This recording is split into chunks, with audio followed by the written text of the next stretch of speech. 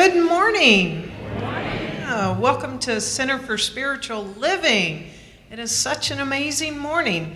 I am getting rested, having had the pleasure of going with our awesome teen director Shane to teen camp this week, and with 9 of our teens, and we just got back, and it was an amazing transformational week. Everyone should go to teen camp. Let's all go. We are in for a treat today. We are, Dr. Peter is talking about a hot topic, death and sex. What's your story? So, could be a juicy one, could be a juicy story. We're going to find out. So, in the meantime, I'm wondering if anyone is here for the first time. Hi, I'm Petra Weldis, Senior Minister of the Center for Spiritual Living in Dallas, and we're delighted that you found us here on the web. You can find our Sunday services on our website by every Wednesday, and we love that you can look at us online and explore these spiritual teachings.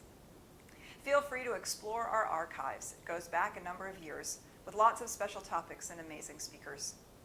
You can also sign up for our email news, My Daily Words, and my blog, Spiritual Living with Dr. Petra. If you're looking for a spiritual community, come visit us. Or if you're just in Dallas, drop on by. We'd love to give you a hug. Welcome home. Please join me in prayer.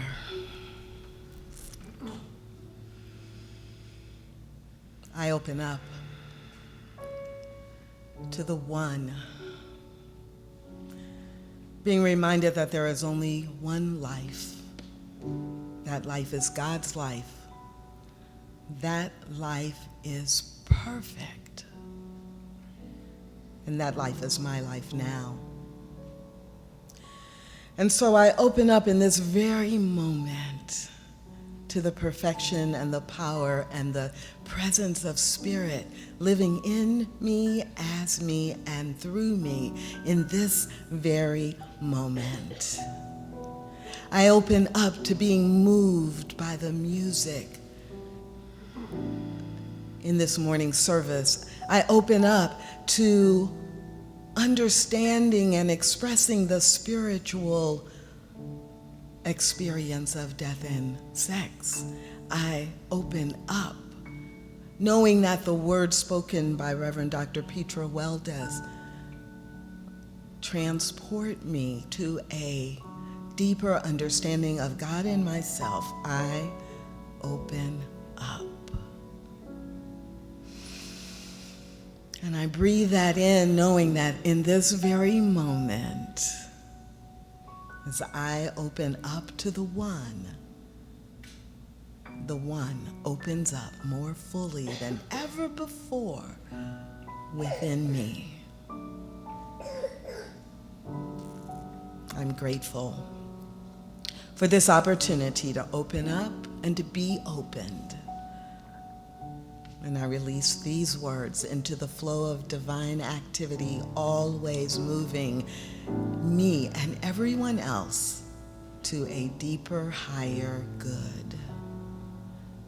So please join me in accepting and affirming this as the truth of all of life by saying, and so it is.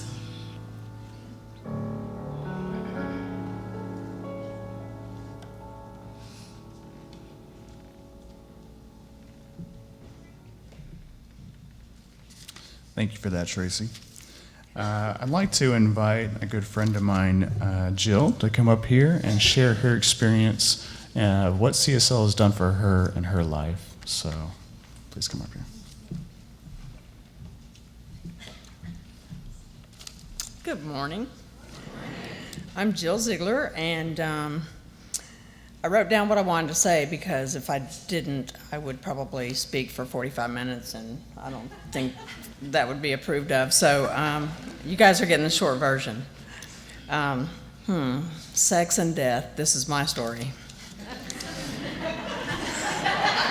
Okay. It was a little TMI, wasn't it? Okay, so,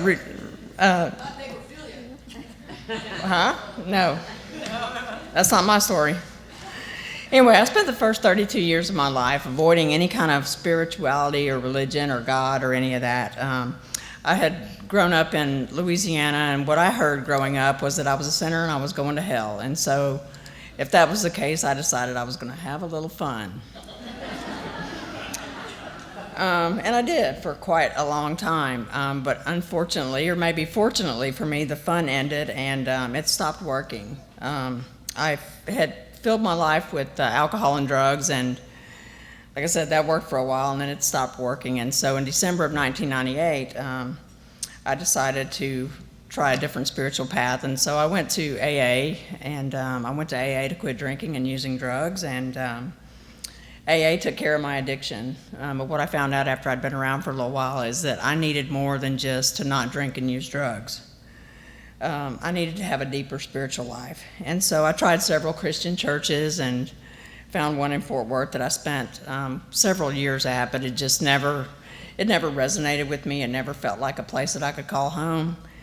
And so in 2004, I found Metaphysics and New Thought, but the community that I was spending time with, they disbanded, and so here I was left looking for my people again. In 2008, I found CSL while I was looking for an Abraham Hicks study group, and so I would come here on Friday nights, and then I thought, maybe I should try out a Sunday service. And the very first Sunday service I attended, I felt like Petra was reading my mail, and it's kind of a right between the eyes thing. However, between the years of 2009 and 2012, things shifted in my life, and I was unavailable to be here. My father got sick and passed away in 2009, and then right after he passed away, my mother was diagnosed with lung cancer, and she passed away in 2010. And so in the process of my grieving during this time, I thought it was going to be a really good idea for me to get into an unhealthy relationship. There you go, there's my sex and death. So I proceeded to have an unhealthy relationship for a couple of years, and when that ended, I came crawling back to CSL in a lot of pain, and I was pretty broken and pretty lost, and in a lot of pain of losing both my parents. The message that was on the PowerPoint that morning when I walked in said, "What other people think of you is none of your business," and I was like, oh boy, here we go. So I knew I was where I belonged, and I decided to stop fighting it, and so I jumped in with both feet. I started attending classes, I volunteer here, I tithe here, I go to lunch with people, I have gotten to know quite a few people, and one of the things that I forgot to say in the first service that Dr. Petra speaks about in her message was that I have fallen in love with you people. And it's like I'm on an intimate level with so many people in this room that it is unlike anything that I have ever known before, and I am so grateful.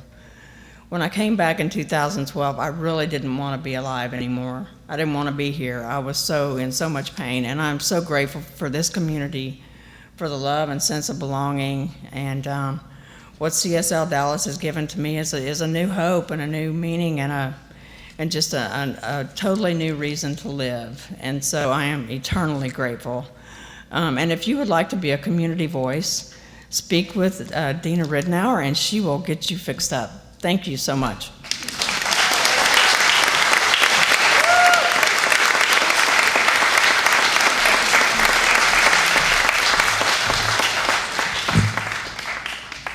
Good morning, everybody. I'm Lainey Bernstein. I'm really happy to be here today, and I'd like to sing for you a little Annie Lennox. Petra and I really love us some Annie Lennox, so anytime I get an opportunity to sing it up here, I just take it. This is called Money Can't Buy It, and it's on my most recent CD.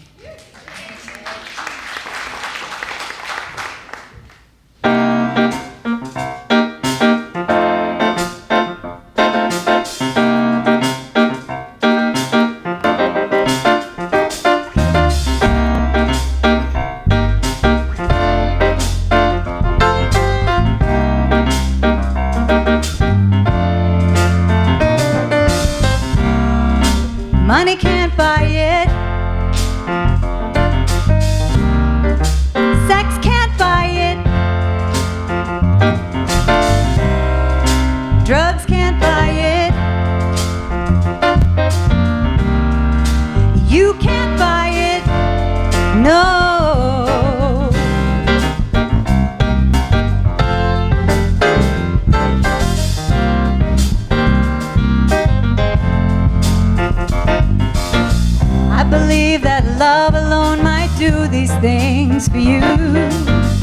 I believe in love alone, yeah, yeah.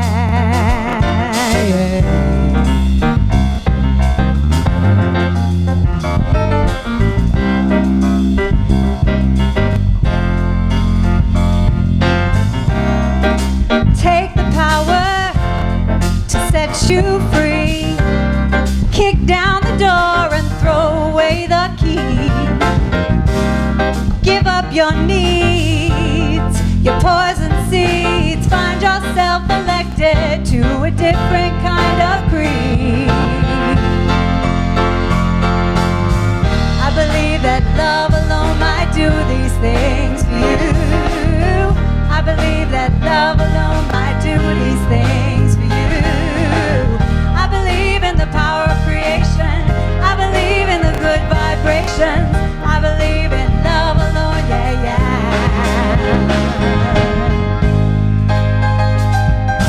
Won't somebody tell me what we're coming to? Might take forever to watch those dreams come true. All the money in the world won't buy a piece of pie. You can have it all, but you still won't be satisfied. Money can't buy it.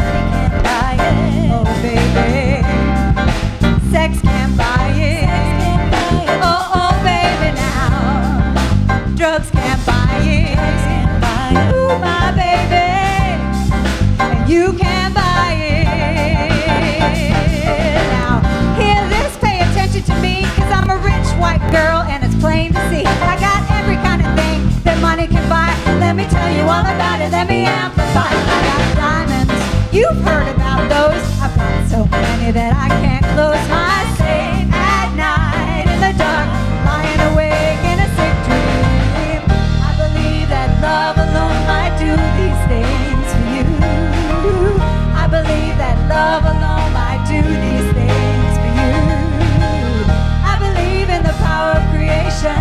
I believe in the good vibrations. I believe in love alone, yeah, yeah.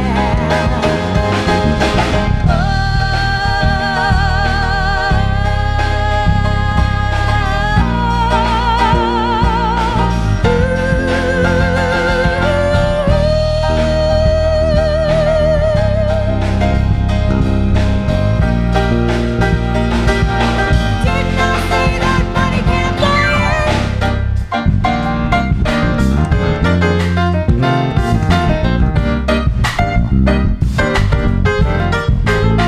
Oh, oh, oh, money. Yeah. Oh, oh, oh, money.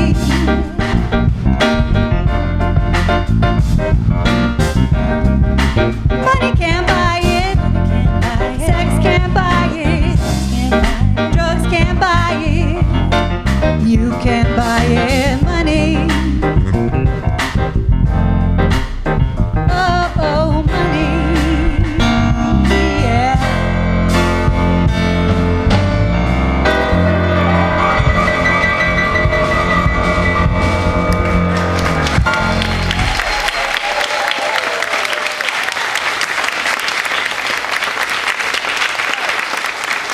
Lainey Bernstein, ladies and gentlemen. Dina Reitenauer. Yay! An awesome band. Oh, thank you so much. Yeah, love me some Lainey Bernstein. Dina and Scott, thank you so much. Thank you so much. Oh, so death and sex, what's your story? Could actually be death, money, and sex, what's your story? JD doesn't talk quite as much about money as he does talk about death and sex. So, we have been wandering through this book, 11 Days in May. We had a fabulous conversation 2 weeks ago about outdated programs, faulty programs, and last week JD had an opportunity to really share, and so we're going to continue to dive deeper in it. So, here's the question. What do death, sex, and money have in common? Now, if you were at the Wednesday series, you know we keep digging deeper and deeper and deeper into this. We'll be doing it again this Wednesday. But if you were at the Wednesday series last week, you're not allowed to give it away. Don't be giving it away. Addiction, okay? What else do death, money, and sex have in common? Physical reality, okay? Say that again. Power. Shame. Interesting. Yep. Good. What else? Can't live without it. Can't live with it. Can't live without it. Yep. Can't live without it. Say that again. Comes and goes too fast. No comment. There are no comment.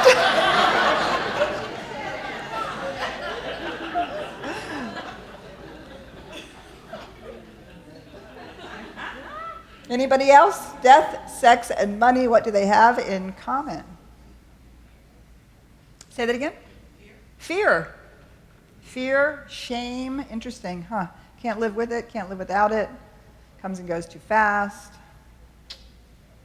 Something else? Okay. All right. Good. Yes, back there.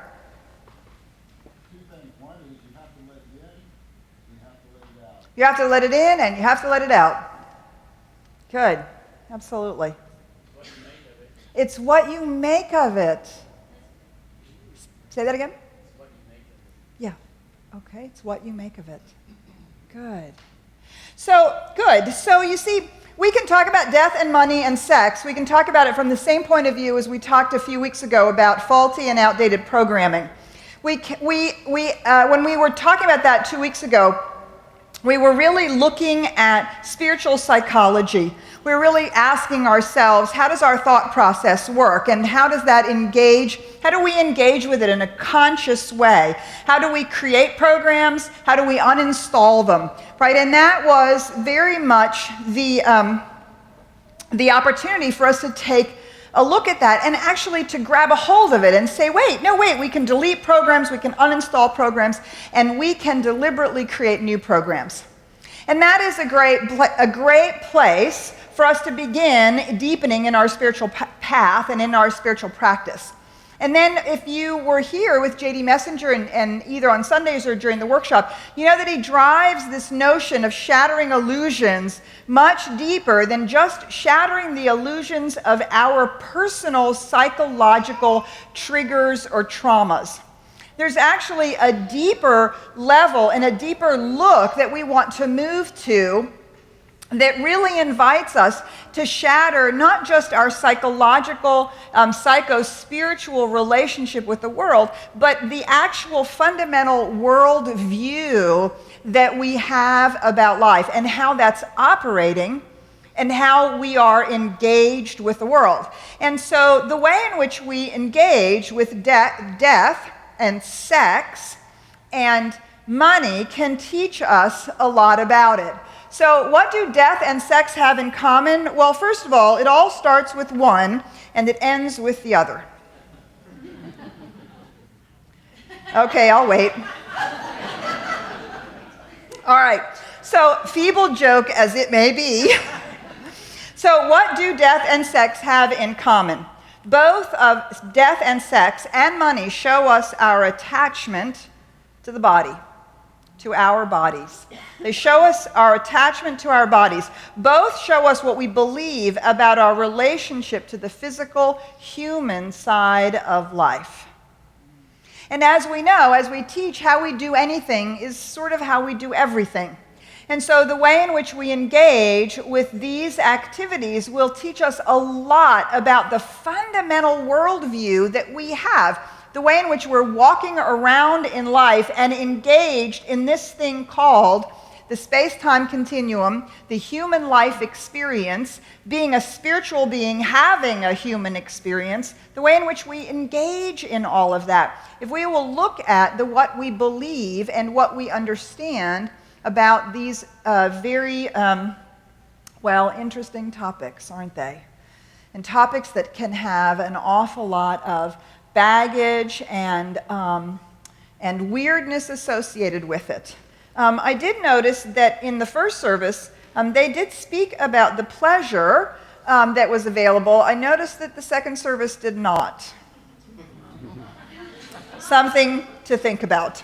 Okay, so because we're diving a little deeper beneath just our own personal installed programs, we're now wanting to really look at what are those sort of community-wide, culture-wide, and possibly even human race-wide worldviews that we have that limit our relationship with life itself. We're going to actually look at three ways that we look at sex and look at death. So first of all, we want to talk about lies about sex. So, what lies were you told about sex? What lies do you know are perpetrated about sex? It's bad. It's bad. What else? It's dirty. Good girls don't. It lasts forever. Okay. Good. I saw a hand. What else? Pardon me? It's a sin. It hurts. Wait a minute. I didn't hear it. What did you say? You go blind. Good. Right? Right. And somebody in the first service says you don't do it with yourself. It's never as good as the first time. Okay, good. What else? Lies about sex. It's not okay outside marriage or outside of a relationship. Interesting how so many of these ideas that we have about sex, they kind of want to put it in a box, don't they? Who you can have sex with, when you can have sex, where you can have sex, what's okay about it, what's not okay about it, right? All of it is prescribing a box. Should make us ask the question, why does something in our human experience so wonderful require a box? Yes. What are we afraid of? What are we afraid of? Or what do we not fully understand about it? You see, we're moving to this place where we want to actually shatter the illusions of the way in which we are engaged in our physical reality. We want to shift our locus of identity outside of the human physical experience into the reality of the soul, the truth of who we are. And so we have to look at those things that most keep us engaged or believing in this thing called physical reality as the real reality. And of course, we can throw money in here. As you know, lots of people say, well, that spiritual stuff, well, it works until you talk about, what's really going on in the economy. But we're talking about sex. So lies about sex. I've picked out three that I think are fundamental to the illusion that we have about our way of engaging in the physical reality. The first one, this lie about sex, is our worth is measured by our desirability, although we're also told it's shameful and dirty. Our worth is measured not only by our desirability, but also by our looks. Now, interestingly enough, our looks aren't good enough. They actually have to be photoshopped. The models that you see in the magazines today, every one of them is photoshopped. Notice how her hips are made a little smaller, her skin is made a little lighter. God forbid she should be too dark. Her bust is made a little fuller. Everything is made a little bit more, a little bit this, a little bit that, so that she actually is somehow perfect. Yeah? Our worth is measured by our desirability and our looks. And finally, by our possessions. And our possessions can make us more desirable. And that's how we know that we are really cool and really desirable, is by the car that we drive. Makes sense to me? Okay. So our first lie about sex is that our worth is measured by our desirability, looks, and possessions. And of course, we confronted this head on in our Science of Mind class this morning with a profound question about aging.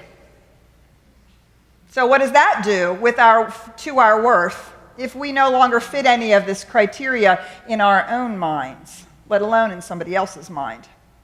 Okay, the second lie about sex. Love and sex go together. To get one, you have to give the other. And of course, there's no agreement. Men and women are a little different, right? Men want sex, and then they feel love. Women feel love, and so they give sex, right? And then there's all this weirdness going on. And we think we can buy love. So sex becomes a weapon. It can either be given or it can be withheld. It becomes the weapon that we use. It's to either get what we want or to punish or control, isn't it? Ernest Holmes, no, J.D. Messenger, he has this conversation about love and war and then sex. And so you'll notice that in this conversation, if you haven't read it yet, when you get to this point, in Love and War and Sex, he begins to use a crocodile in exploring this. Please don't ask me why. I have no idea. So he says, I'm confused. I'm confused this time. Well, sex is nothing more than an act to perpetuate the species, a simple reptilian response. Are you trying to tell me that sex and love are completely different? Well, of course they're different. Do you think a crocodile makes love? Does he bring flowers over to the lady crocs and sing and dance for them? Yeah, that only happens in Disney films. You haven't been watching them, have you? Ha ha, that's really funny. No, I don't think crocodiles make love. They also don't make war. What's that? They don't make war. Well, why is that? Now, we just finished talking about war, and you think that crocs make war? You mean to say that crocodiles don't make love because they don't make war? No, you have it backwards. They don't make war because they have no need for love. Well, why would that be? They are not subject to the mind and ego trying to overcome faulty programs. Oh, I get it now. They don't have an ego and therefore no internal turmoil that creates an outer war. Precisely. Well, they're reptiles. Reptiles have sex, which is completely distinct from love. Do we know that? How many times do we confuse that? How many times do we think that if we are intimate with someone, they will love us? Or we punish them for not being who we wanted them to be? How often do we confuse love and sex? Finally, the last lie about love and sex I want to bring up here is that feelings of intimacy mean we want to kiss and have sex.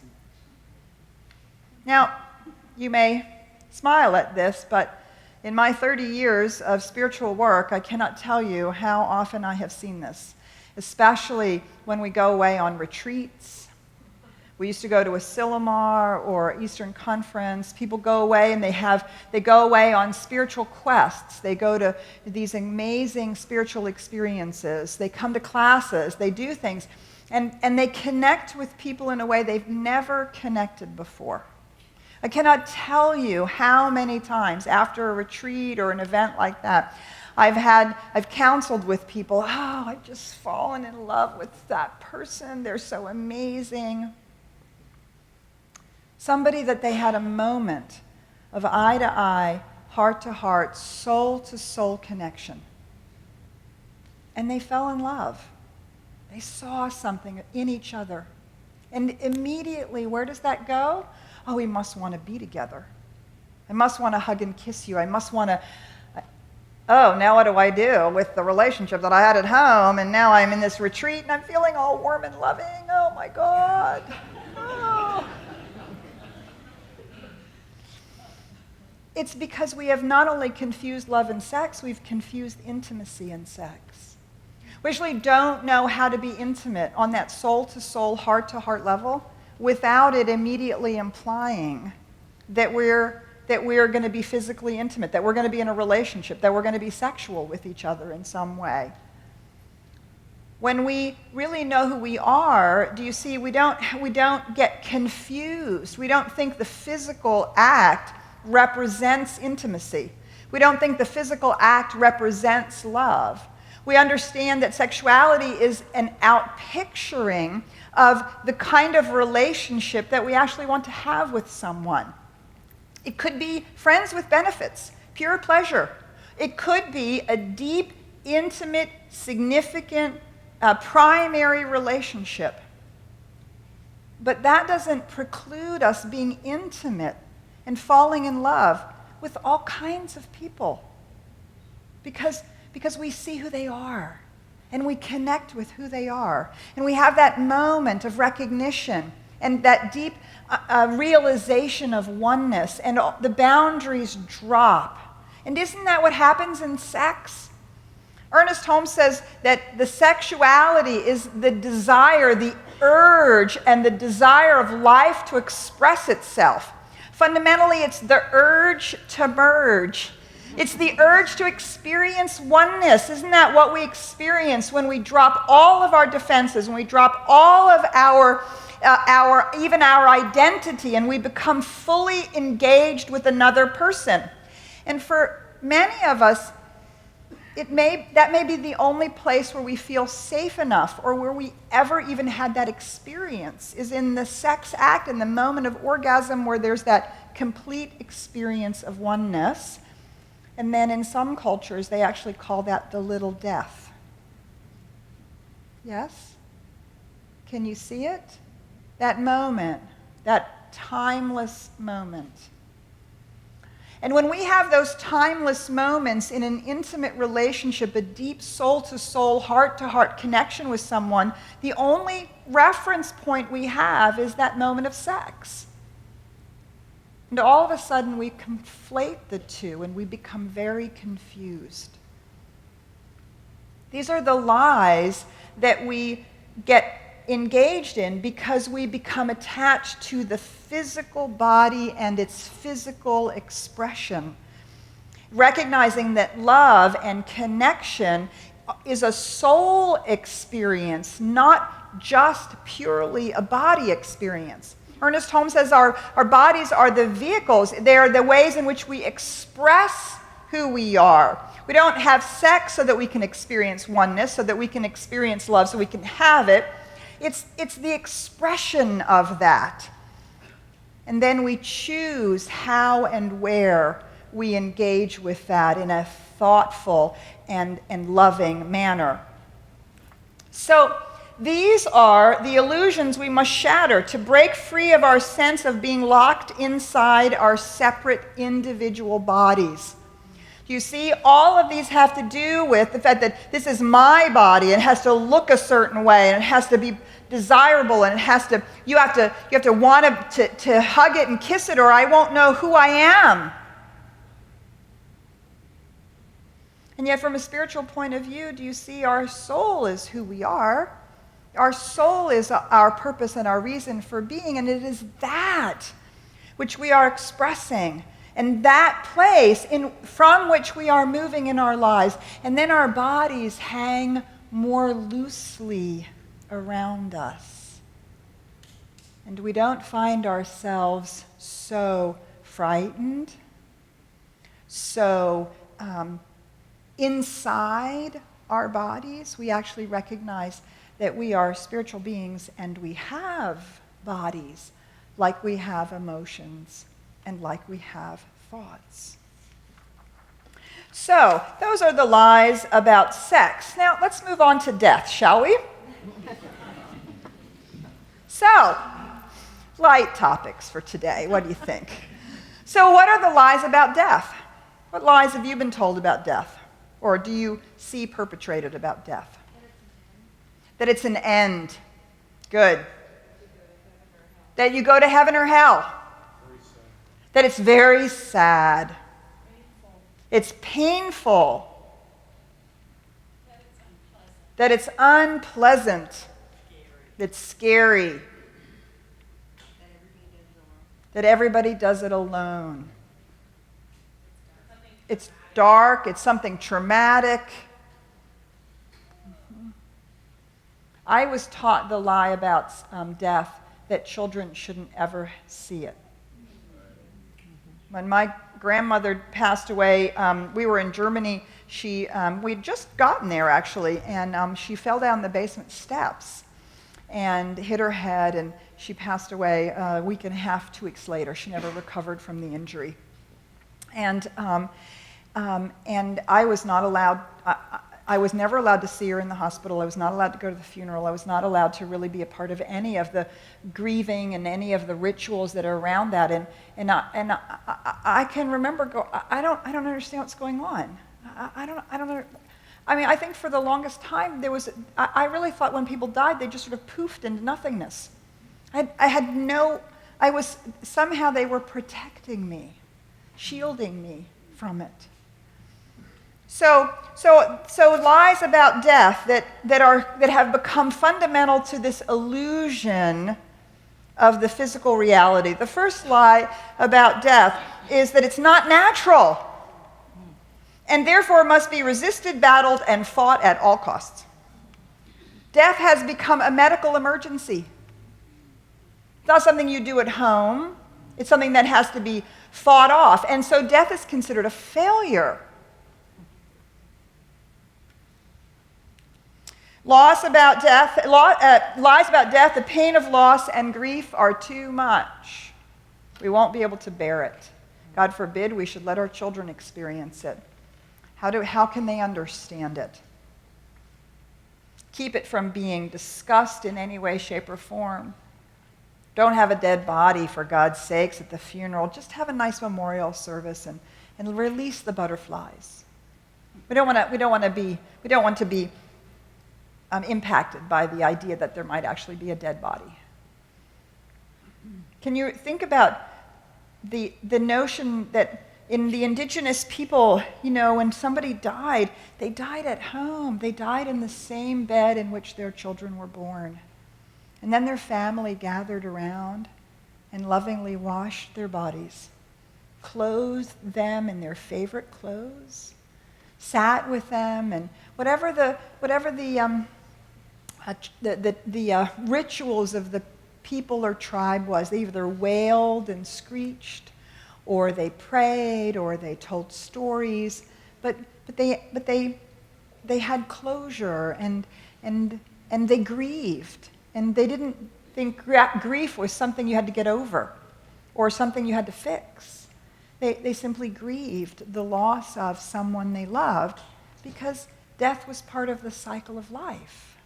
And remember, J.D. took the word Om, A-U-M, and he said Akara and Yukara and Makara. The first one is creation, the middle one is preservation, and the third one is dissolution. It's from Sanskrit, and we have Brahma, Vishnu, and Shiva, the god of creation, the god of preservation, and the god of destruction. That is the cycle of life on the physical level. And so for us to think somehow that death is not natural means that we don't understand what's true about our physicality. We don't understand what's true about this physical bodies that we have. And finally, the biggest lie about death is that it's to be feared. It's the great unknown.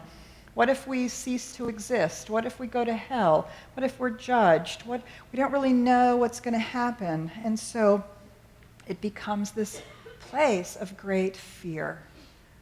And yet, again, if we recognize it, we see that is because we are inside our bodies. And we fear to lay down this vehicle because we think, well, who am I if I am not in my body? Do you see?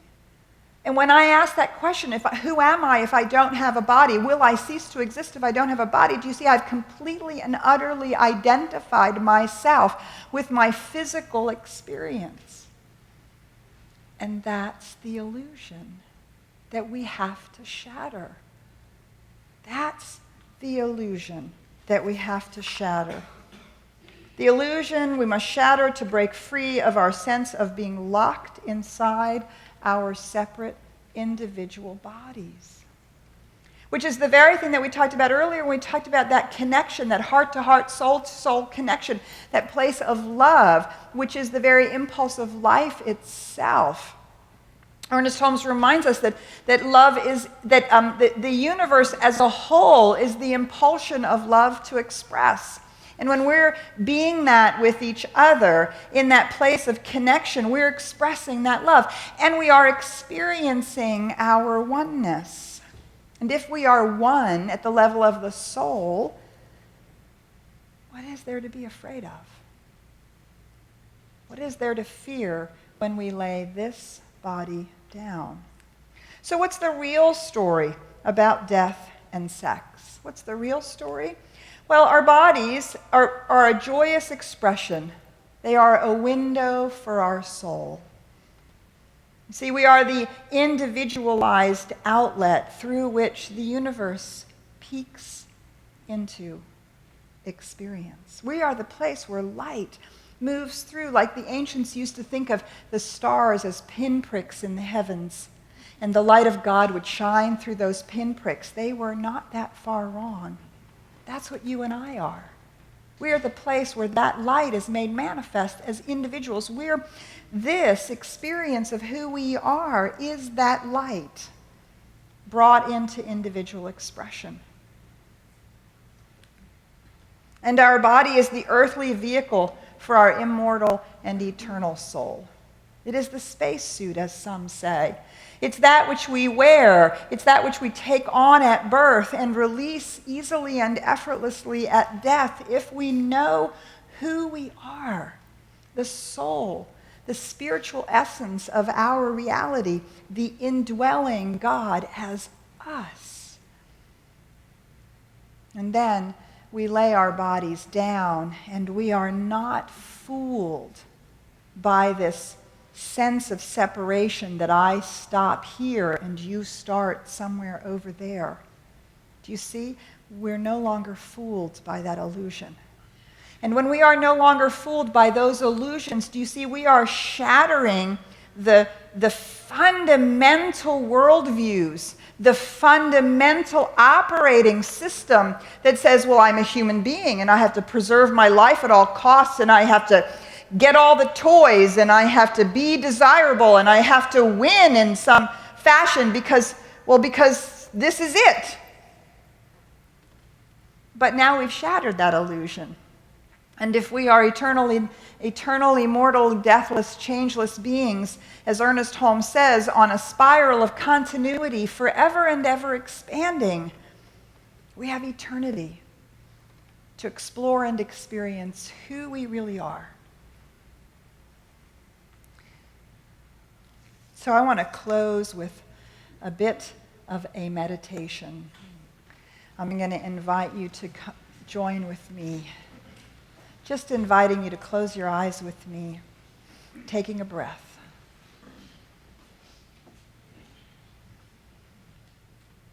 And as you breathe with me, we breathe into the center, breathing all the way into the center of our being. It is here that we breathe into the reality of our I am, the soul, the I am that I am. Breathing into that deep center within. And it is here that we come to that place where, if you will recall from the meditation 2 weeks ago, we released the outer world. We released our titles and our families, and we released our past and our future, and we even released our bodies. And we discovered that we were still here. This I that I am. And so as we breathe, we reconnect to that space, to that moment in time when we realized this is the truth of who we are. And then inviting us to imagine that at some point in time in the past of this lifetime, we were in our mother's womb, this I that I am, and we clothed ourselves in cells and organs and limbs, and we were safe and warm, cradled in our mother's womb. We had everything we needed. We were nourished, we were cared for. Everything that we needed was there without our even having to ask. And what a beautiful and safe place that is. And then at one point something changed, and our place wasn't so comfortable anymore, and we didn't feel like we fit so well anymore. And there was this push, this urge to do something new and to move, and we shifted position, and all of a sudden everything contracted around us, and it became more and more uncomfortable, and maybe we were a little frightened, and maybe we were a little scared, and then we were squeezed into the birth canal, and we didn't really know what was going on. But at some point the process became inexorable, and the push was so strong, and the pull from the other side was so strong that we were birthed into the light, into the loving arms of those who received us. And we were washed with a warm washcloth, and we were placed on our mother's chest. And there we were, and it was a big new world.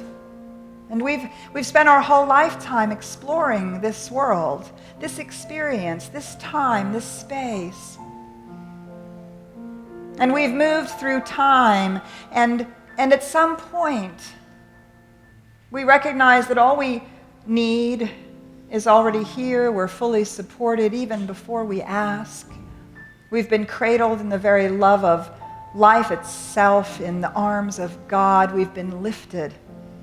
We've been connected by those we've loved, and we've expressed life, and we've had joy, and at some point, all of a sudden, it doesn't feel like it fits anymore, and maybe it gets a little uncomfortable, and we can't quite move, and we feel squeezed and perhaps a little shrunk and closed in, and there begins to be an inexorable push, and maybe we're a little afraid, and maybe we're not really sure what's happening or where we're going, but at some point the push becomes so strong that we enter into the birth canal. And we are pushed through, as all those have told us, into the light. And we find ourselves on the other side in the light, being embraced by the loving arms of those who receive us. And we find ourselves once again held in the bosom of those who love us, and in the very light of life itself, wrapped in love, lifted. And we're on to the next adventure, the new thing that is there for us to explore and discover. And we realize that in all of this, the I that I am, it has moved and grown and lived and loved, and it continues to do so. And so we take comfort and hope from this truth. I am the light of the world. I am the love and the hope and the joy of all things to come. And we allow ourselves never again to be fooled by the illusion of separation. And so it is.